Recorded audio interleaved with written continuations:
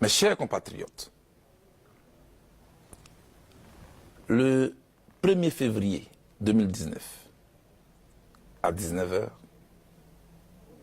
les portes de la prison sont ouvertes pour le président Laurent Gbagbo et moi. Aujourd'hui, je peux enfin m'adresser à vous en homme libre. Pendant ces longues années de détention, j'ai sans cesse pensé à vous, à vos familles, à tous ceux qui vous sont chers, ainsi qu'à notre bien le plus précieux que nous avons en commun, notre pays, la Côte d'Ivoire. Si le fil du dialogue a été rompu par les circonstances que vous savez, rien de vos questionnements, de vos inquiétudes relatives à l'avenir de notre nation ne m'ont échappé. Pas plus que les douleurs qui vous ont affligé et qui continuent malheureusement de vous habiter aujourd'hui encore, semblant jeter un voile épais sur l'avenir. Notre avenir que nous sommes pourtant obligés de réinventer ensemble.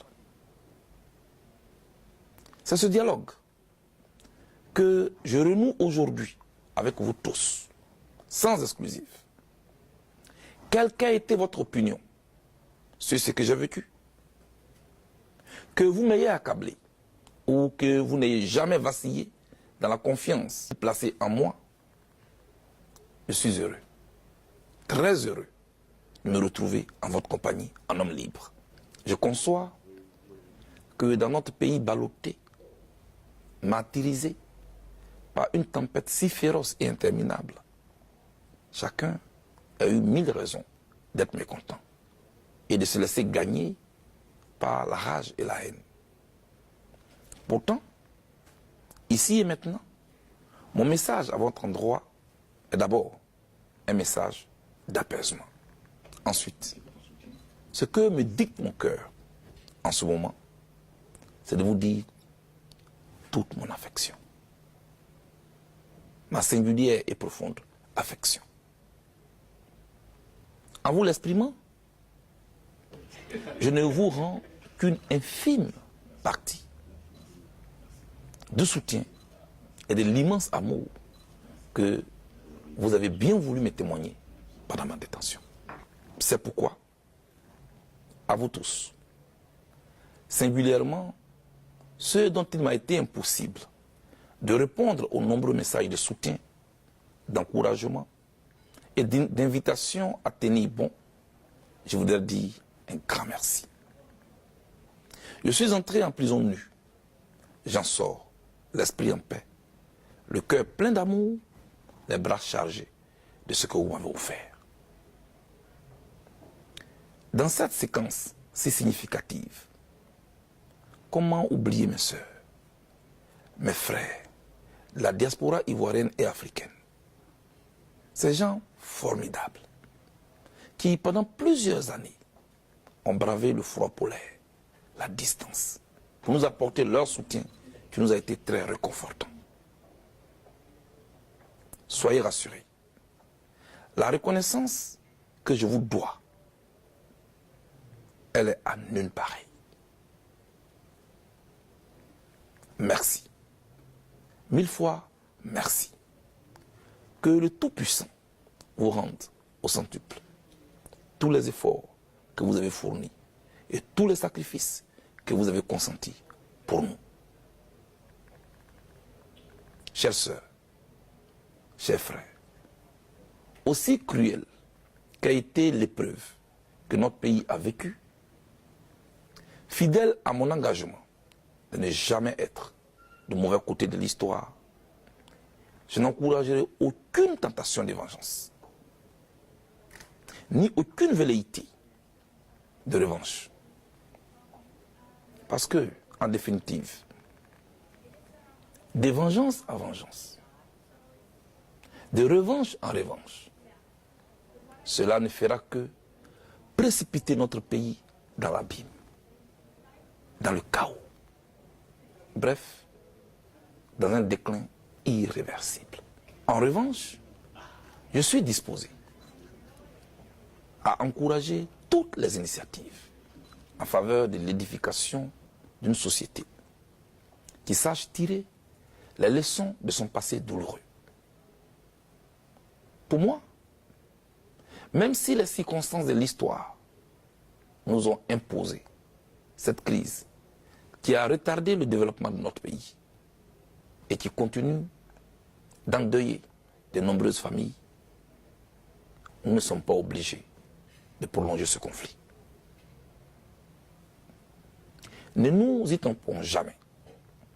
Les sociétés qui avancent, les pays qui engrangent d'importantes victoires sur le marché concurrentiel de développement sont ceux qui savent tirer les enseignements, tous les enseignements, des événements douloureux qui jalonnent leur histoire et forgent leur communauté de destin. Chers compatriotes, mon engagement pour la paix et la réconciliation n'obéit à aucune démarche intéressée ni à aucune tactique politicienne. Il est sincère et appuyé sur des convictions fortes, ayant pour but de faire grandir notre pays. En effet, au regard de notre actualité sociopolitique, chaque jour, les murs de méfiance gagnent en épaisseur et en hauteur. Le fossé social, quant à lui, et c'est peu dire, continue de se creuser avec une obstination que rien ne semble arrêter. Et manifestement, vous semblez à nouveau habité par la peur. Cette grande hantise qui accompagne, comme d'habitude, les processus électoraux ivoiriens semble encore de retour. Est-ce une fatalité? Non, absolument pas. Une simple observation permet de comprendre que dans les pays présentant le même profil que le nôtre, où toutes les énergies sont organisées et tendues vers le développement, sont ceux dans lesquels ont été résolus les crispations, les tensions et les conflits relatifs aux fêtes démocratiques. Un exemple. Au Ghana voisin, l'organisation des élections est aujourd'hui un fait banal de la vie nationale. Chères sœurs, chers frères, chacun doit comprendre que le fonctionnement de notre démocratie naissante doit se faire autour de règles impartiales, au service de la quiétude des populations. Nous devons travailler à doter notre pays d'institutions fortes et crédibles qui puissent traverser le temps et non des institutions assujetties aux intérêts immédiats du parti au pouvoir. Est-ce si difficile, comme au Ghana, d'arriver à une normalité électorale? Certainement pas. D'autant plus que les problèmes qui empêchent nos élections d'être incontestables sont connus de tous.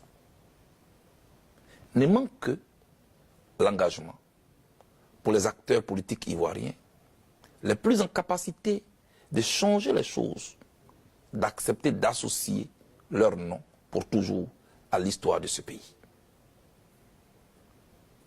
Malheureusement, je sais qu'ils s'en trouveront pour moquer un tel rêve. C'est cela, la diversité d'opinions que je respecte, des postures du moment et d'une absence de projection vers le futur. Néanmoins, permettez-moi encore une fois d'insister et d'espérer qu'avec un peu de bonne volonté, d'engagement et de détermination, les fils et les filles de la Côte d'Ivoire se parlent de nouveau pour ramener notre pays sur les rails de la paix, gage de tout développement. Ainsi, nous pourrons envoyer à tous nos partenaires extérieurs le signal que nous sommes des best places où investir en toute confiance. Notre pays en a besoin. En ce qui me concerne, je ferai ma part. Et comme je l'ai toujours répété, je serai un instrument au service de la paix et de la réconciliation dans mon pays. Savoir reconnaître ses erreurs, assumer ses responsabilités, quelles qu'elles soient, voilà la voie vers la rédemption. De fait, quel que soit ce que chacun d'entre nous aura vécu, nous devons apprendre à nous pardonner les uns les autres.